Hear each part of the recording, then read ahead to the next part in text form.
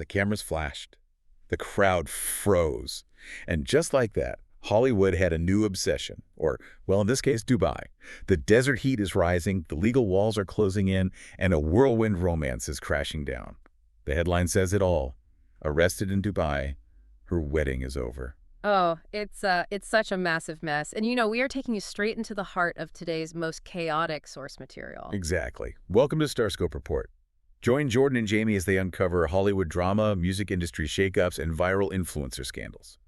From red carpet surprises to social media controversies, we dive deep into the stories behind the fame. Yeah, and this deep dive is, I mean, it's just wild. You sent us a stack of reports on former glamour model Katie Price. And we aren't just recapping the tabloid drama here. No, not at all. We are unpacking the bizarre mechanisms of celebrity crisis management. Because she recently married businessman Lee Andrews in Dubai, literally just weeks after meeting him. Right, just weeks. And her family was practically begging her to slow down. They were warning her that his heavily hyped-up CV might actually mean he's a scammer. And wait, that's not even the wildest part. A fabricated CV in the UK is, a red flag for a bad date, right?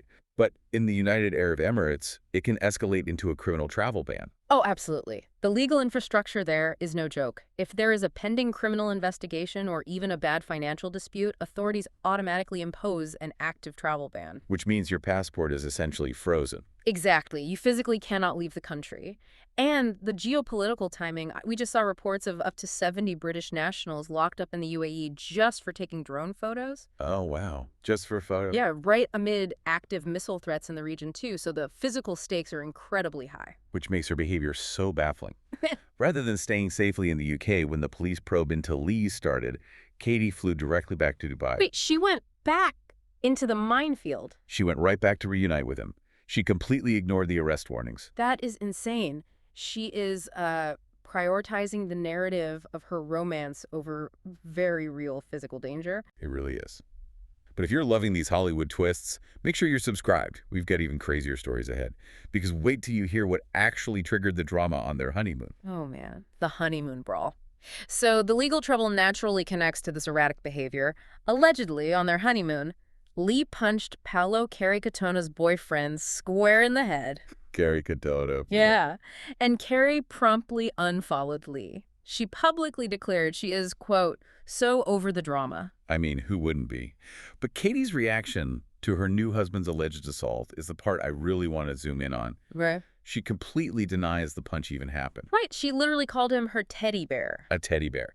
And then, to cope with this absolute chaos, what'd she do? She's posting midnight gym sessions. In a tiny pink sports bra? Yes, a tiny pink sports bra, boasting about brand new face fillers and lip blush, and taking trips to an illusion museum. See, from a psychological standpoint, I look at that and think it's, well, extreme compartmentalization. Really? You think so? Well, yeah. Outside, you have literal drone arrests, volatile military threats, warrants. Inside, she is doing bicep curls. She's putting the crisis in a mental box just to maintain her sanity. Okay, I hear you, but I have to push back on that. You don't buy the coping mechanism. I don't buy it at all. Look at how modern algorithms work. Isn't this deliberate, calculated PR deflection? Oh, like she's intentionally masking the legal nightmare. Exactly. She is throwing out so much low-stakes, shiny content that the tabloids can't lock on to the actual threat. If everyone is talking about her pink sports bra, they aren't searching for the assault allegations. Wow, okay, that is a brilliant way to frame it.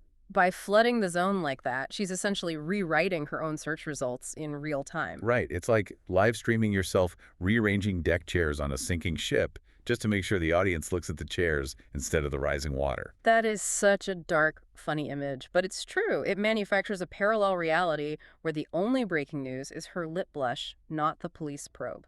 Which brings us to a really provocative thought for you to chew on. Yeah, when the legal walls finally close in, does a celebrity genuinely believe they can just manifest a fresh start? Like they can outpost a sovereign country's justice system on Instagram? Or is orchestrating this relentless level of chaos exactly the business model that keeps their fame alive?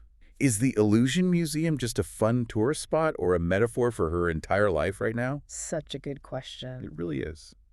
Well, you've been listening to Starscope Report, where Jordan and Jamie uncover the stories shaping Hollywood, music, and pop culture. Thanks for tuning into this deep dive, and don't forget to subscribe for more stories that keep the stars shining.